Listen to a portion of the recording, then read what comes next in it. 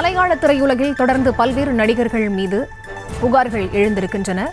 அது தொடர்பான அண்மை செய்திகளை பார்த்து வருகிறோம்.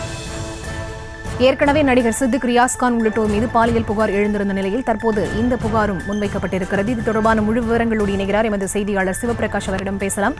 வணக்கம் சிவபிரகாஷ், எந்தெந்த நடிகர்கள் மீது இந்த புகாரானது கூறப்பட்டிருக்கிறது? விவரம். வணக்கம் ஃபரிதா.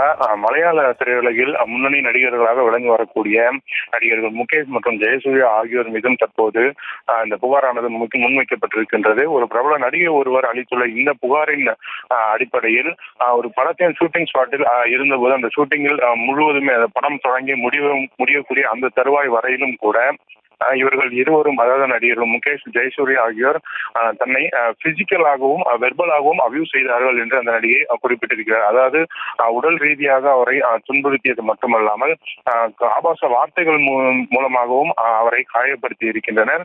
இதில் மிக முக்கியமாக இந்த நடிகர்கள் சாதாரணமான ஒரு நடிகர்கள் கிடையாது. இவர்கள் இருவருமே பிரபலமான ஒரு நடிகர்களாக இருந்து வந்தவர்கள். அதிலும் மிக முக்கியமாக மலையாள நடிகரான ஜெயசூர்யாவை நமக்கு அந்த வசூல்ராஜ் MBBS திரைப்படத்தின் மூலமாக நமக்கு அவரை நன்கு அறிமுகம்.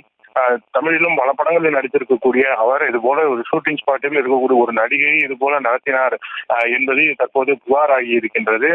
மலையாள திரையுலகை பொறுத்தவரையிலும் அங்கு ஏற்படக்கூடிய ஒரு பெண்களுக்கு என்ன மாதிரியான ஒரு பிரச்சனைகள், அதாவது ஒரு சாதாரணமாக உள்ளே செல்ல ஒரு டான்சரில் தொடங்கி பிரபல நடிகைகள் வரையிலும் அங்கு பலவிதமான ஒரு அவர்களுக்கு எதிரான ஒரு புகார்கள் அளிக்கப்பட்டிருக்கின்றன. அந்த நடிகைகளை துன்புறுத்தியது மட்டுமல்ல, அதாவது பாலியல் ரீதியாக துன்புறுத்தியது மட்டுமல்லாமல் அவர்களுக்கான அடிப்படை உரிமைகளை கூட, ஒரு மனிதர்களுக்கான அடிப்படை உரிமைகளை கூட மறுத்திருக்கிறார்கள் என்பது மலையாள திரையுலகையே புரட்டி போட்டிருக்கின்றது.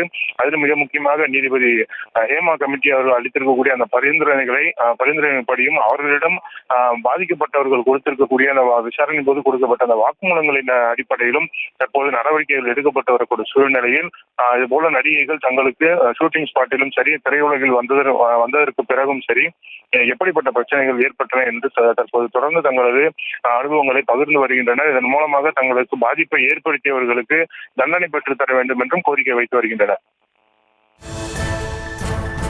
விவரங்களை வழங்கியமைக்கு நன்றி சிவபிரகாஷ்.